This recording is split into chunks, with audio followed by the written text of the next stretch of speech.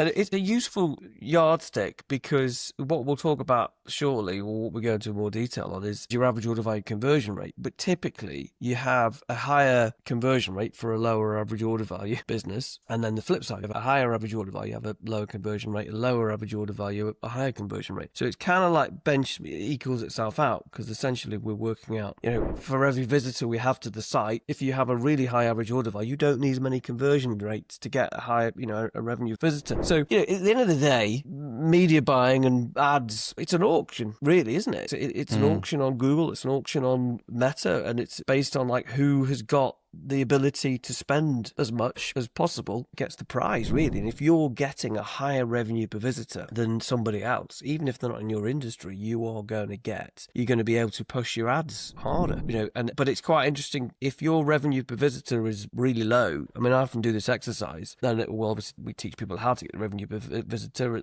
it's pretty straightforward. But if your revenue per visitor is like, under, let's say £1.50, or it's like, under $2, it's low. It's a low revenue per visitor. But if it's high, if it was like, £6 or $7, then it's high, which normally implies that your conversion and average order value is okay. Like your website's okay. If you're getting $7 for all of your revenue per visitor, that normally means that the site's performing okay. And it would imply that and I know there are nuances to this. If you've got a low margin product, you're going to need massive revenue per visitor. But generally speaking, as a benchmark, if your revenue per visitor is low, it's normally the website problem, and that's a conversion or average order value problem, or both. And it's the other way. If your revenue per visitor is high, it's normally, but you can't scale, it's normally your ads that that you need to go and push and sort out.